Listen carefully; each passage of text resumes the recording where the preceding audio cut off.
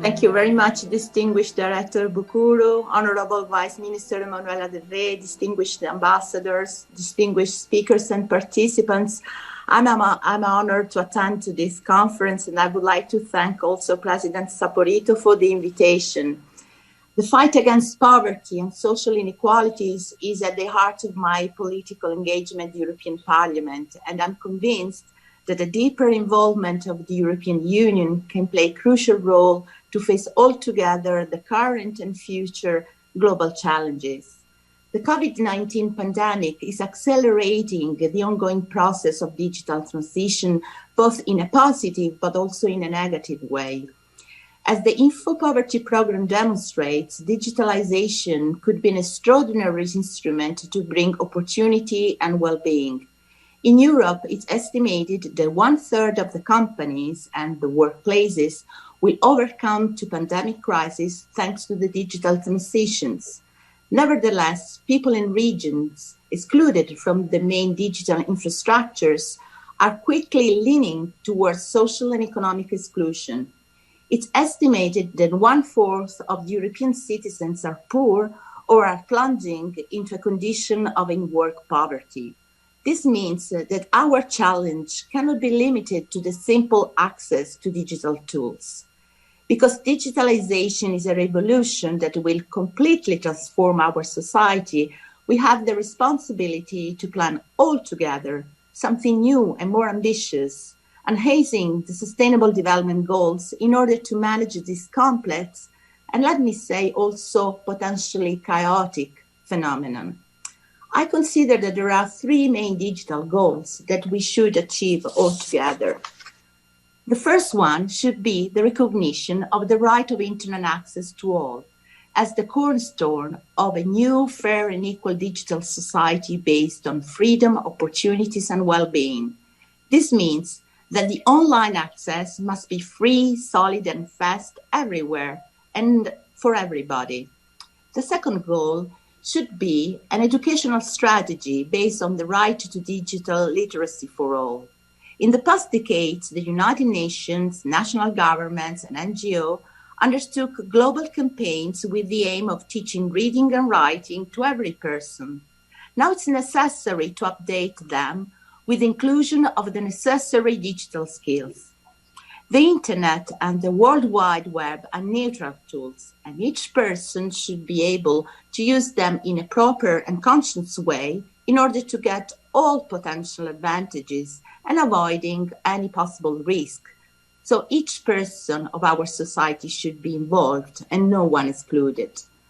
The third goal consists in involving all decision makers, stakeholders, intellectuals, scientists in order to define a digital law for the new digital society. This aspect should be considered as a long-term process to be included in a renovated and genuine multilateral approach, in which the new digital rights could become fundamental and regulated by the international and national laws. In particular, some ethical aspects of artificial intelligence, for instance, should be faced as soon as possible in order to avoid a further escalation of the current situation. It's fundamental to establish a global governance of digitalization in order to make the digital services available in a citizen-friendly way without creating new technology barriers and breaking down those that still exist.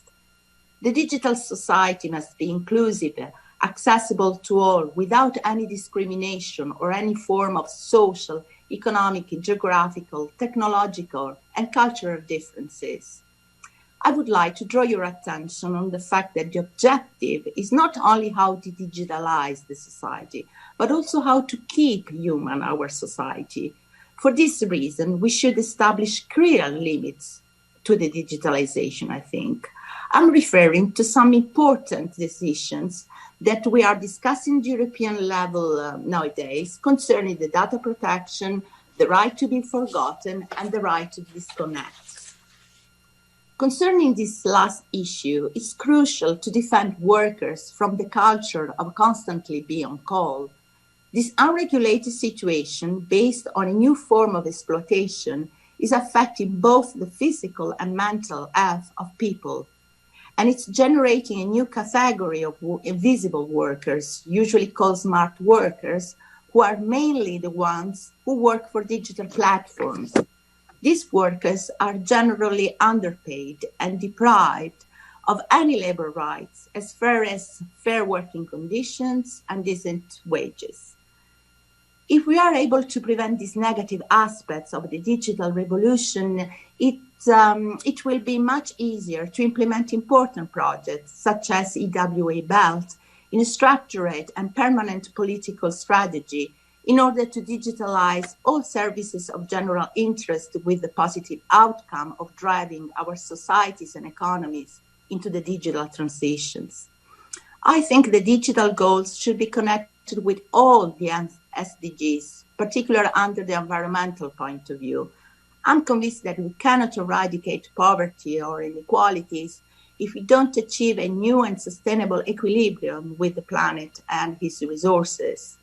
In this sense, the process of digitalization could be a crucial tool to ensure an efficient use of water, soil, and food, along with a more responsible way of living, consuming, and eating. To conclude, I hope that starting from today, we could establish a more structured cooperation.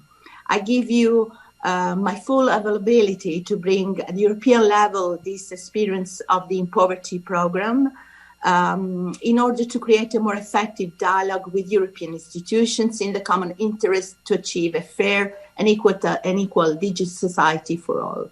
Thank you very much for your kind attention. Thank you very much, distinguished Director Bucuro.